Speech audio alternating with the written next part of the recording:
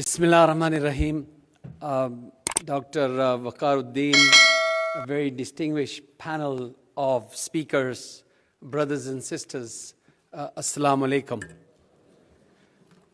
Let me first of all say thank you to ISNA for organizing this meeting this afternoon.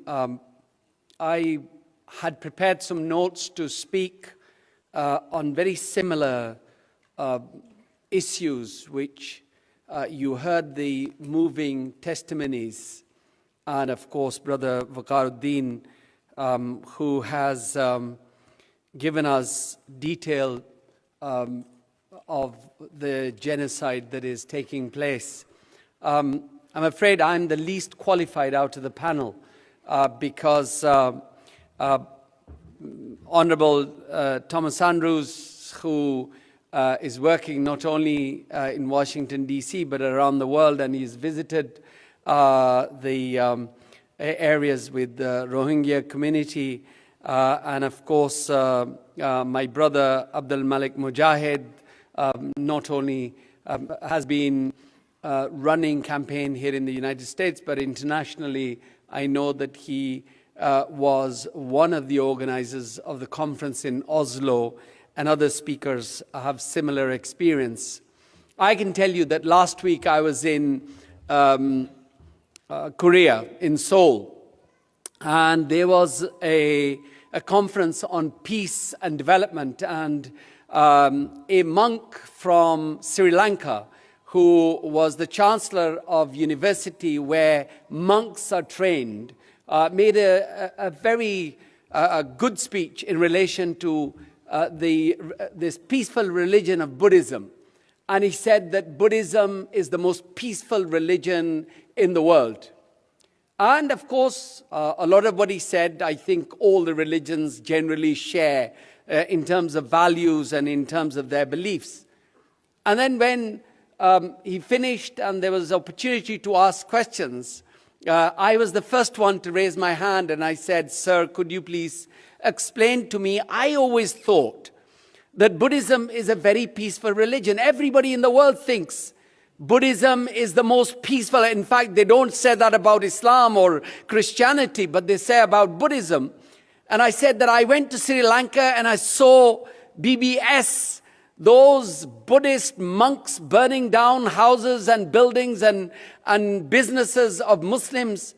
And then you have 969, and Thomas was telling me that they've changed their name now.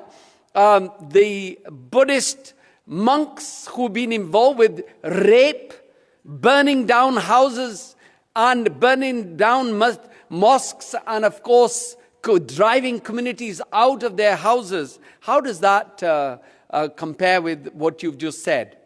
And he was very diplomatic. He sort of, first of all said, "You know, you are from England, I studied there, it's a great country," just to calm me down. And then, but he was very clever. Then he turned it around and he said, "You know, Islam is a peaceful religion, and you've got ISIS. And you know, we also have 5% of our 95% is very peaceful." But what I said back was that ISIS is not made of muftis and imams. Yours are Buddhist monks who are doing this. And that's the difference. But I also, and there's no justification for ISIS, by the way, because I did try to explain that ISIS has nothing to do with Islam. These are former socialist Saddam Hussein's Baathists who were driven out because we had sort of dismantled the state, and we dismantled the soldiers and their administration and sent them back. We didn't give them a penny, we didn't give them anything, and they were pushed back, and the new government, which was led from Najaf and Maliki's government, that pushed them so economically, and no justification what they are doing. But that gave them a cause to fight. And the only thing that could unite them was not socialism or Baathism, but it was about Islam. It was Islam that actually united them, at least in my understanding. But today, what you see in both in Burma and in Sri Lanka is that these monks that have been doing this. So about 2 years ago, 2.5 years ago, when we first saw those terrible photographs on social media, many of you would have seen those horrible pictures of boys, girls, old men being slaughtered and bodies laid on the floor, houses that are burnt down. And of course, you must have visited the 2 stalls here at the convention center. And those pictures of innocent people that have been burnt down. And of course, British newspapers have said that Rohingya community is the most persecuted community in the world. And I totally agree with Dr. Waqaruddin that this regime is the modern fascists, the Nazis. They're using exactly the same tactics.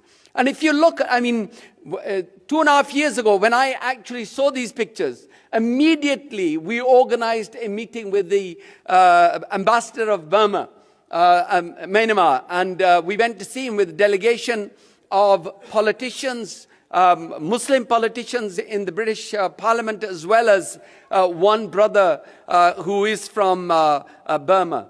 And we went to see him, and of course he tried to justify. And then he gave us this excuse, and he said, well, most of these people are not from Burma. They are new people they are Bangladeshi citizens who have come after 1971 and who are actually still coming in because they are economic migrants. And then I check up. Then I actually done some research, and Muslims have been in Burma when Minso in 1430 of the kingdom of Maruk, after 24 years of him being deposed, he stayed in Bengal. And then he regained control of the Arkanese throne in 1430, and with military assistance from the Bengal Sultanate. So Muslims came along from Bengal 1430. And so going back hundreds of years of these communities that have been there. But more importantly, British, when we actually took over this piece of land, as we've done in the past, we've taken some people with us who could produce some products so we can make money, but also so keep our soldiers over there. Going back over 100 years, in 1826, there was, that's when the British took over, and then they took farmers, laborers from this part of the world. But really, the problem actually started, as I see it, is since this military regime took over. And because they deprived democracy, they wanted to divert all their problems and blame the Muslims, like the Nazis did, blaming the Jewish communities in Europe. They have done exactly the same, and they are sort of running a similar type of laws and rules.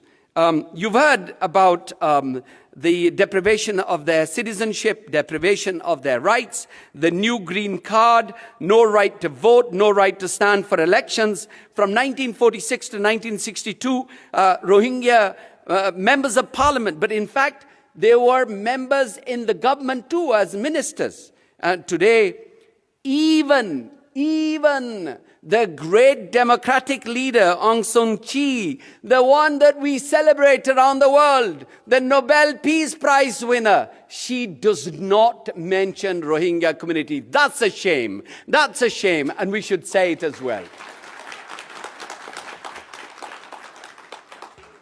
So whilst they, the regime talks about the whole thing started from the gold shop, the arguments there, then they talk about this rape, allegedly, and then actually, like Brother Waqar said, and all the speakers will tell you, this was designed, this was done deliberately, and deprivation of their citizenship, their rights.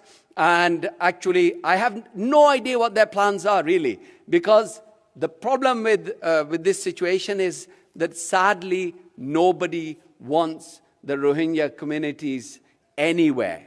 And that's why you saw over 2,700 people perished in the sea and nobody wanted them and been thrown into the sea, in deep seawater. So I think there are other speakers, and I really didn't want to take time, but I think that there are a number of things that we can demand from our parliamentarians.